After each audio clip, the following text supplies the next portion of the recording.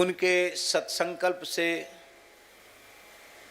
श्री मलुकदास जी के पवित्र स्थान का संरक्षण हुआ, मलुक पीठ पुनः स्थापित हुआ और मलुक पीठ में जब गाय आई तो कुछ निर्माण का काम शुरू हुआ। तो जगह तो छोटी है, तो वहाँ फिर गाय वहाँ से हटानी पड़ी। तो महाराज जी बोले भाई गाय सुखी रहें इसके लिए कोई जगह देखो। तो हमने महाराज जी को कहा कि महाराज जी सामर्थ्य का अभाव लग रहा है, क्योंकि ऋण भार सिर पर है, भूमियाँ बहुत महंगी, कैसे होगा। महाराज जी बोले सब काम सामर्थ्य के भीतर करने चाहिए, गौ सेवा सामर्थ्य से अधिक करनी चाहिए, ये महाराज जी ने कहा। और सब काम सामर्थ्य के भीतर करो, पर गौ सेवा का कार्य सामर्थ्य से अधिक करना चाहिए। तो उनकी इच्छा जान करके हम लोग प्रयत्न में रहे। एक व्यक्ति को कुछ पैसा दिया गया, वो इतने अच्छे दिव्य महानुभाव निकले कि वो बयाना ही जैसी, बयाना कहते हैं ना उसको, अग्रिम राशि, वो अग्रिम राशि ही गोविंदाय नमो नमः, उसको उन्होंने ले लिया और काम कुछ किया नहीं,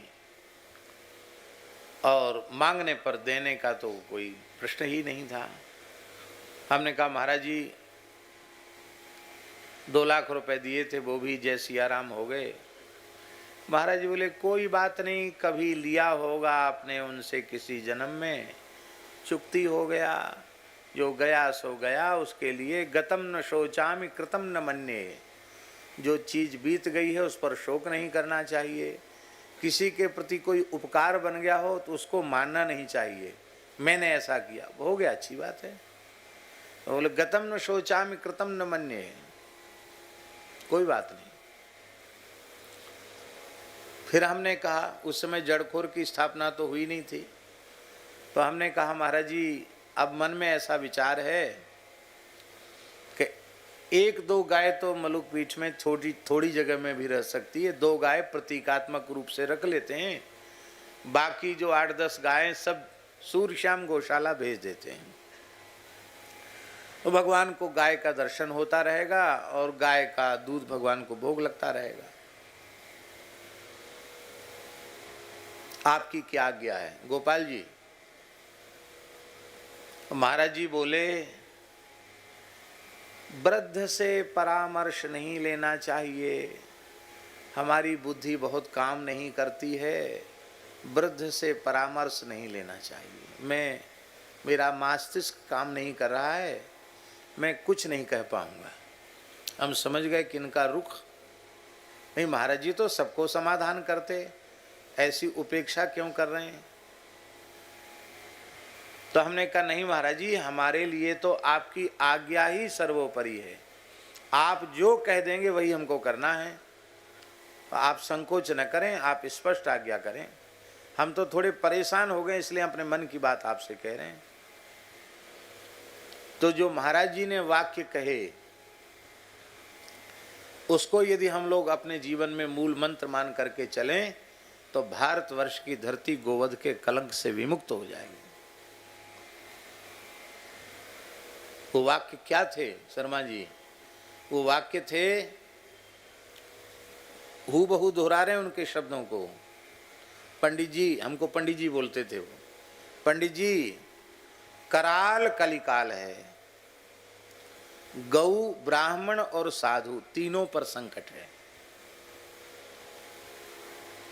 पर ब्राह्मण और साधुओं को समाप्त करने के लिए कट्टी घर नहीं खोले हैं, गोवंश की निर्मम हत्या के लिए कट्टी घर खुले हैं।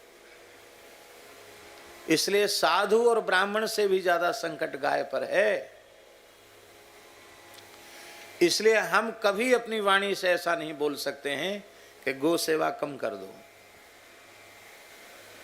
आपका यह विचार के प्रतीकात्मक रूप में हम 1-2 गाय रख लेंगे और गाय हटा देंगे, गाय से गौ सेवा कम कर देंगे, ये विचार हमारी समझ में नहीं आता। इसलिए गौ सेवा कभी कम नहीं करनी चाहिए। आज्ञा होगी? हमने कहा ठीक है। और उसी वाक्य ने वृंदावन में पुरानी गौशाला, फिर यमुना जी ने ज्यादा कृपा कर दी 2-3 बार, तो फिर नई गौशाला, और उसी वाक्य ने जड़खोर गोधाम को स्थापित कर दिया कि गौ सेवा कभी कम नहीं होनी चाहिए। गौ माता, हाँ एक वाक्य और कहा उन्होंने, कहा गाय की बात करते हो, गौ सेवा नहीं करोगे तो तुम्हारा वक्तव्य मिथ्याचार हो जाएगा, इसलिए तुम्हारी वाणी में मिथ्याचार ना आवे, इसके लिए गौ सेवा करो, तब गाय की उपासना की बात लोगों को कहो।